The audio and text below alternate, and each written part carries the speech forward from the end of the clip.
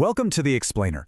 Today, we are diving into one of the most radical letters ever written. We're talking about a message of just profound joy, but here's the kicker. It was sent from the darkest of places. So, let's just jump right in with a question that honestly, most of us try to push away. I mean, really think about it for a second.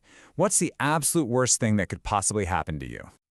You know, when you really boil it down, our biggest fears, they usually circle around loss, right? The loss of your freedom. I mean, getting thrown in prison. The loss of your reputation. Maybe through some awful public humiliation. Or, of course, the ultimate loss. Your life, getting a terminal diagnosis. Okay, so now what if I told you that you could face all of that with overwhelming joy?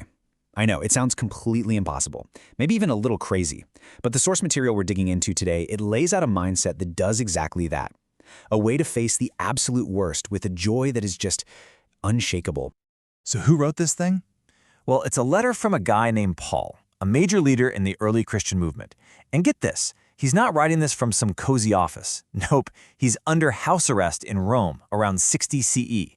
And that means he's literally chained to a Roman guard 24/7 with a death sentence hanging right over his head.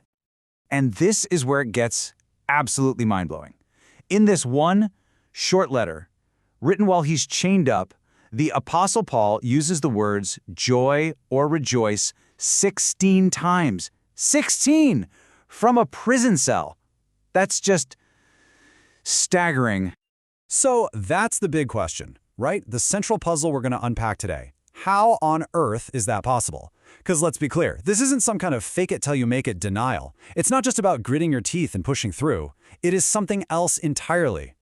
And the key, the entire explosive idea is locked inside this one single stunning sentence from his letter to his friends in the city of Philippi. Here it is, "For to me, to live is Christ, and to die is gain." You could say this one line is the nuclear reactor that's powering all of that joy. Now, the real key to understanding this is that Paul isn't balancing two different things, like life is good, death is bad.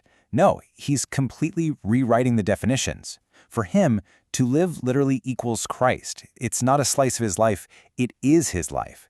And because of that fundamental shift, to die is no longer a loss. It's gain. It's a net profit. You could even call it an upgrade. And you have to understand just how absolutely radical this sounded to his original audience. He's writing to people in Philippi, which was a Roman colony. We're talking about a place that was completely obsessed with status, with military honor, with loyalty to Caesar. So this message? It wasn't just some nice personal philosophy. It was basically a declaration of war on the core values of their entire culture. So let's do that. Let's put these two worldviews side by side. The clash is, well, it's pretty incredible. Okay, look at this. The conflict just jumps right off the page. The Roman world, it was all about gaining honor and avoiding shame at all costs. But Paul, he's actually rejoicing that his message is spreading, even when his rivals are doing it just to make him look bad. Rome was terrified of death. Paul calls it gain. Rome was all about individual glory and climbing the ladder. Paul is pleading for unity. It's a total 180-degree flip of their entire value system. Okay, but this isn't just some ancient history lesson, right? This mindset is designed to be a practical, real-world operating system for how we live our lives, moment by moment, even today. I mean, think about it. How do you react to something as simple as someone insulting you? Is your gut reaction to defend your honor, to manage your image? Maybe you start planning a little comeback? Well, that's living in the my desires column. But in Paul's framework, that very same insult becomes an opportunity to point to a purpose that's way bigger than you. One way of life is basically slavery to protecting yourself. The other is total freedom for a greater mission. And the sources we're drawing from, they have these little phrases that are they're like soul-transforming daggers. They're designed to cut right to the heart of the matter. And this is a big one. If death is lost to you, then life is still about you. Wow. That just stops you in your tracks, doesn't it? It forces you to ask, what is my life really centered on? And that's the whole point. This isn't about being restricted. It's the exact opposite. It's about being liberated.